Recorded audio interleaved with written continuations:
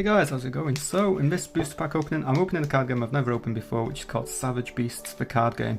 And this is a booster pack, and basically, this game, instead of competing player versus player, it's basically player versus environment, or should I say, a boss. So it's really unique gameplay. I'm going to try it. I don't want to try and make these videos too long, but yeah, so, so hopefully we'll try and see what you can see what I mean when I get around to opening these cards. Let's see what this is all about. Bit of scratching on the bottom. Right, okay, so this is a card back, and like I said, I think this is all hand-drawn cards, so it's basically hand-drawn artwork. You've got the obviously the text and everything is done on the computer, so very similar process to how I do my card creation. So, you've got the cost, that's the die roll, what you need to roll to hit, not to hit, but the other way around. That basically means you can roll a 1, 2, 3, 4, 5 or 6 and this monster will hit the boss, and then the health is basically when the boss hits it. So yeah, it's pretty straightforward really. The channel's been around for about 7 or 8 years, however he's not uploaded in 2 years. However, somebody else did suggest that I purchased a pack of this card game. So yeah, let's just run through. So we've got a root monster, cave slime crawler, seaweed spider. So this is a this one's got an ability. Once per turn, pay equal energy to add plus damage to the attack. May add after the die is rolled. Okay. Climbing tooth twig. Obviously, you got the variety down here at the bottom. I don't think we've pulled any, but yeah, that was actually a rare, that card. And that's just a rare because it never misses whenever it attacks, and boy, it's got such a high cost. Let's have a look. Flame bats, fire cobra, fox monster. That's a rare. So you can roll it to a 5 to hit with this one. Misfortune. So I think this is possibly like an action card.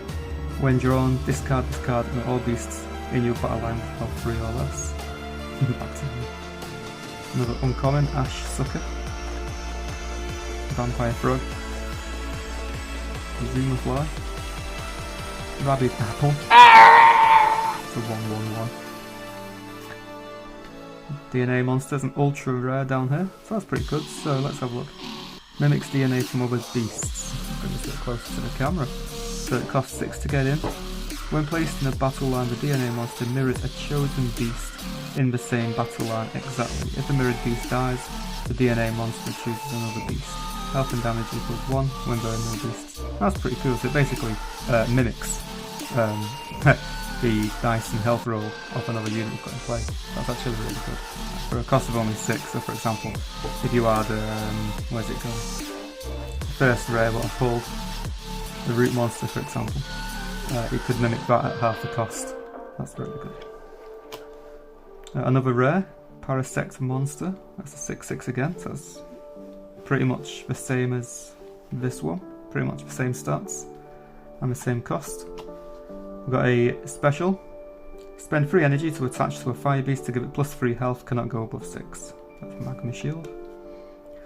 Walking Pine Tree, energy air particles, discard this card to receive +2 energy. Cards like that are always useful. And finally, Scale Scraps.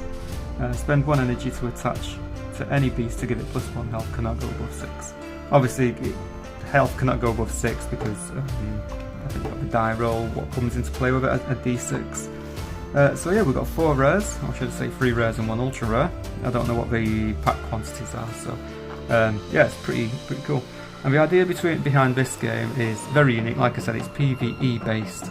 So what happens is at the start of a game, you would normally have a location card. We never actually pulled a location card in this booster pack, but they're horizontal like landscapes, and that's what you're fighting over. And it'll be all the players versus the big monster at the top of the table. And then basically it's just a game of rolling a die, seeing if your units hit, and then you take a point off the boss. and then if you kill the boss, the player who kills the boss gets to keep that location card. So it's a very unique twist. It's almost a bit, I suppose it's a bit like Dungeons and Dragons in a way, where the players team up to fight against the big boss in the game. So yeah, unfortunately there was a little bit of card shifting, print shifting with this. You see how we've got a bit of a small border on the left and a big fat border on the right. It could be the game crafter's fault, it could be the creator's fault. I would have to see how the card is on the game crafter really to see who's at fault there. But yeah. Anyway guys, thanks very much for watching this video, and if you want to see any more on this channel, on this card game, Savage Beasts, head over to his YouTube channel. Like I said, he's not been very active lately, but it is a very interesting concept on a homemade TCG. So yeah, thanks very much guys, I'll see you next time.